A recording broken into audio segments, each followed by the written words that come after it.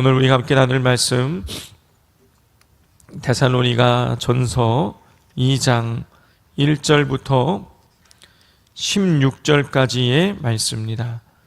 데살로니가 전서 2장 1절부터 16절, 신약성경 329페이지,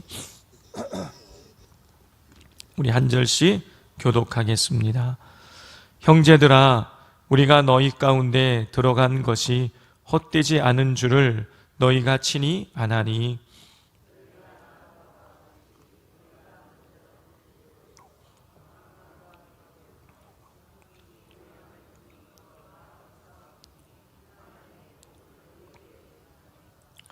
우리의 권면은 간사함이나 부정에서 난 것이 아니요 속임수로 하는 것도 아니라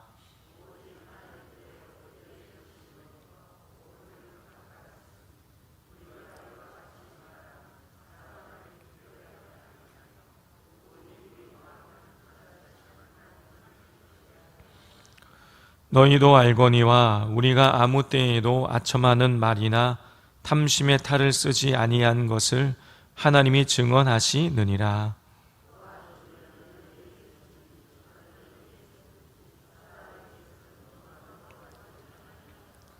우리는 그리스도의 사도로서 마땅히 권위를 주장할 수 있으나 도리어 너희 가운데에서 유순한 자가 되어 유모가 자기 자녀를 기름과 같이 하였으니,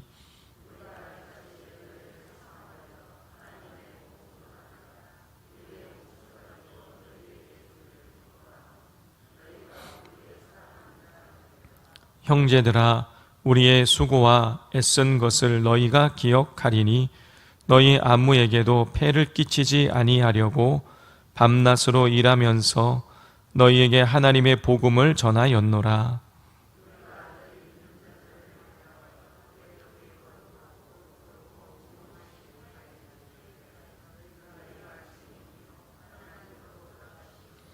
너희도 아는 바와 같이 우리가 너희 각 사람에게 아버지가 자기 자녀에게 하듯 권면하고 위로하고 경계하노니,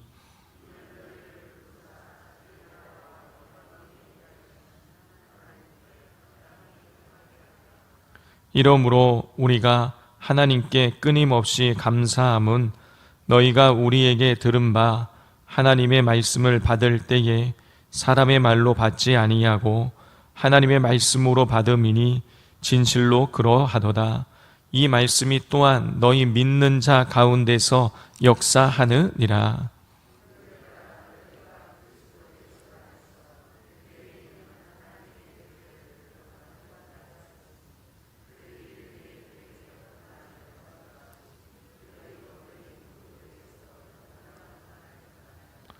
유대인은 주 예수와 선지자들을 죽이고 우리를 쫓아내고 하나님을 기쁘시게 하지 아니하고 모든 사람에게 대적이 되어 우리가 이방인에게 말하여 구원받게 함을 그들이 금하여 자기 죄를 항상 채우며 노하심이 끝까지 그들에게 임하였느니라.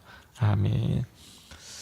어제 우리는 1장의 말씀을 통해서 사도 바울이 데살로니가 성도들에 대해서 감사하게 되는 이유 3가지를 살펴보았죠. 첫 번째는 사도 바울이 기도하였기 때문이죠.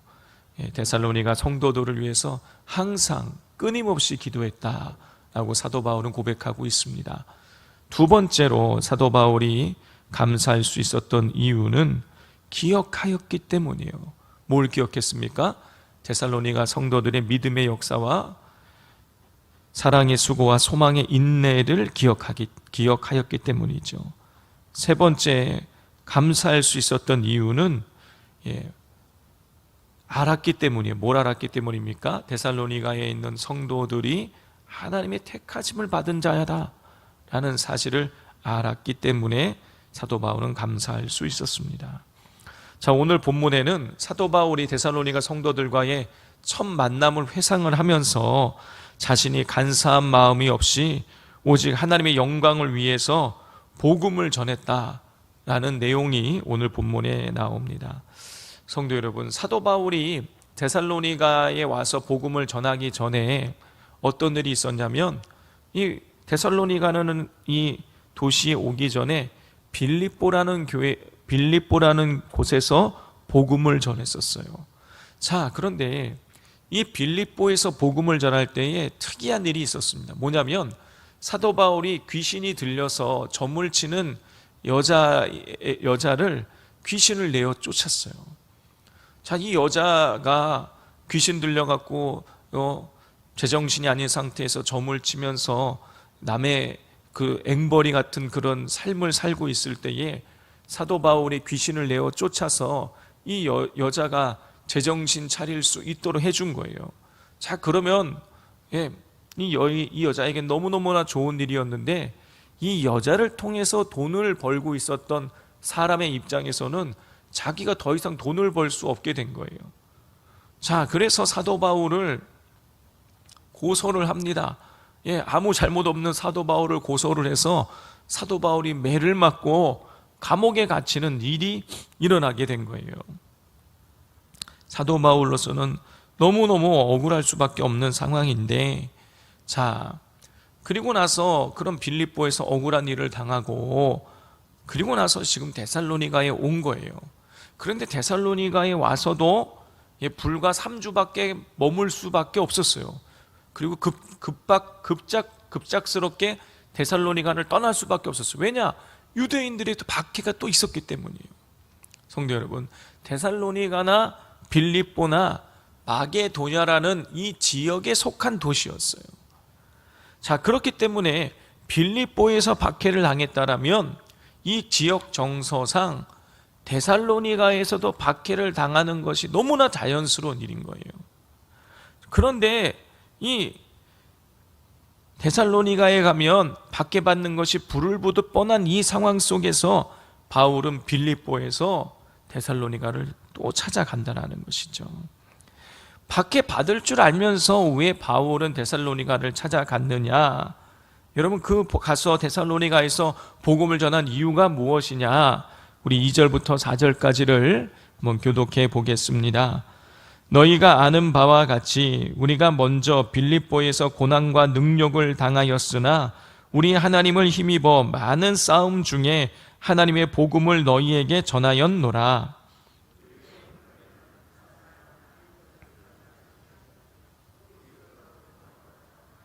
함께 읽겠습니다. 오직 하나님께 옳게 여기심을 입어 복음을 위탁받았으니 우리가 이와 같이 말함은 사람을 기쁘게 하려 함이 아니요 오직 우리 마음을 감찰하시는 하나님을 기쁘시게 하려 함이라. 바울이 박해를 받을 줄 알면서도 데살로니가에 들어가 복음을 전한 이유는 하나님을 기쁘시게 하기 위해서였던 거예요. 성도 여러분, 바울은 하나님을 기쁘시게 하기 위해서 고난받을 줄 알면서도, 박해받을 줄 알면서도 찾아갔어요. 하나님을 기쁘시게 하기 위해서 고난과 박해를 기꺼이 감내해낸 것이죠. 이것이 영적인 젖을 떼고 영적인 밥을 먹는 사람의 모습인 것이죠. 바라기는 우리 모든 성도님들께서 바울처럼 하나님을 기쁘시게 하기 위해서 고난조차도 기꺼이 받아들일 수 있을 만큼 영적인 성장과 성숙을 이루실 수 있기를 바랍니다. 또 성도 여러분, 이 바울은 고난과 박해를 감내해내며 데살로니가의 복음을 전했어요. 하나님을 기쁘시게 하기 위해서였습니다. 자, 하나님을 기쁘시게 하기 위해서 복음을 전했기에 사도 바울은 데살로니가에 가서 최선을 다했어요. 우리 7절 8절 함께 읽겠습니다. 시작.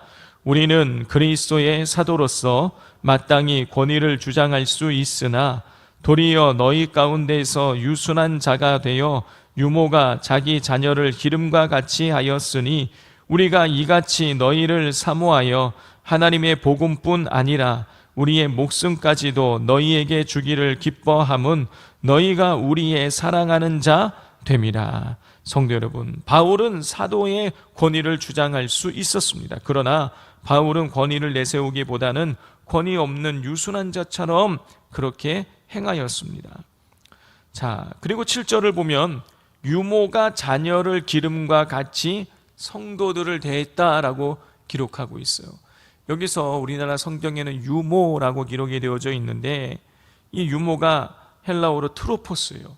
이 트로포스에는 어떤 뜻이 있냐면은 친어머니란 뜻이 있는 거예요. 그러니까 친어머니가 자기 자녀, 어린 아기를 양육하듯이 이 자녀를, 이 데살로니가의 성도들을 어머니가 자녀를 양육하듯이 그렇게 양육을 했다라는 거예요. 자, 그렇기에 8절에 기록된 것처럼 바울은 목숨까지도 데살로니가 성도들에게 내어주기를 기뻐했어요. 성도 여러분, 저는 이 바울의 이 고백을 들으면서 많이 회개하지 않을 수가 없었습니다.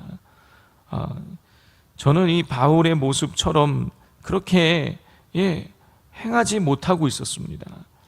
우리 성도님들께서 제가 이 바울처럼 부모가 자녀를 양육하듯이 목숨까지도 내어주기를 기뻐했던 그 바울과 같은 모습으로 제가 목양할 수 있고 또 성도님들을 섬길 수 있도록 기도해 주십시오. 그리고 또 우리 장로님들께서, 교구의 리더분들께서 우리 교구와 구역 식구분들을 부모가 어린 자녀를 양육함 같이 그렇게 양육할 수 있도록 또 기도해 주시기를 바랍니다. 자, 바울은 어머니가 자녀를 양육하듯이 그렇게 양육했다고 고백했어요. 그리고 또 11절을 보면 아버지가 자녀를 대함과 같이 했다고도 또 고백을 합니다. 우리 11절 말씀을 같이 읽겠습니다. 너희도 아는 바와 같이 우리가 너희 각 사람에게 아버지가 자기 자녀에게 하듯 권면하고 위로하고 경계하노니. 바울은 어머니가 자녀를 양육하듯이 했을 뿐만이 아니라 아버지가 자녀를 권면하고 위로하고 경계하듯이 그렇게 행하였다라는 거예요. 바울이 그렇게 한 이유가 무엇이냐? 우리 12절 함께 읽겠습니다. 이는 너희를 부르사 자기 나라와 영광에 이르게 하시는 하나님께 합당히 행하게 하려 함이라. 사도 바울은 하나님을 기쁘시게 해드리기 위해서 자기의 목숨까지도 내어주기를 기뻐했어요. 자, 그런데 그렇게 하나님을 위해서 기쁘게 해드리기 위해서 어머니가 자녀를 양육하듯이 아버지가 자녀를 권면하듯이 그렇게 복음 전하기를 힘썼는데, 그렇게 해서 사도 바울이 원하는 바가 무엇이었냐면 고린도 이 데살로니가의 성도들이 하나님 앞에서 합당하게 행하게 만들기 위해서였다라는 거예요. 성도 여러분, 우리가 예배를 드리고 기도를 하고 또 제자 훈련을 받고 이렇게 하는 이유가 무엇이냐? 내가 복받고 내가 잘 살기 위해서가 아니라는 거예요. 더 근원적인 이유는 무엇이냐면 우리가 하나님 앞에서 합당한 삶을 살아가게 만들기 위해서라는 것이죠. 우리 신앙의 최종 지향점은 내가 복받고 잘 먹고 잘 사는 것이 아닙니다. 우리 신앙의 최종 지향점은 예수님 닮아가는 삶인 거예요. 예수님 닮아서 우리가 하나님께서 원하시는 그 합당하게 행하는 삶, 하나님 앞에서 합당하게 행하는 삶을 우리가 살아가야 하는 것입니다. 자, 이 사실을 기억하시고 기도할 때에 하나님 저에게 복 주십시오만 가지고 기도하지 마시고, 하나님 제가 날마다 하나님 앞에서 합당하게 행하는 삶을 살아가게 해달라고 기도하실 수 있기를 바랍니다. 이 시간 같이 우리 기도하도록 하겠습니다.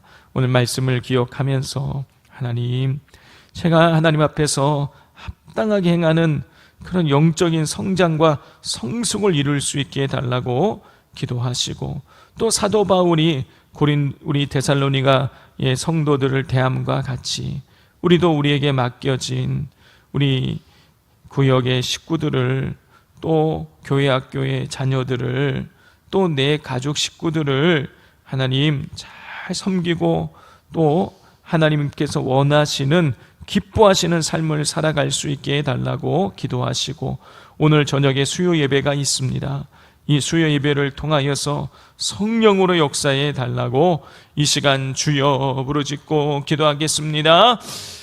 주여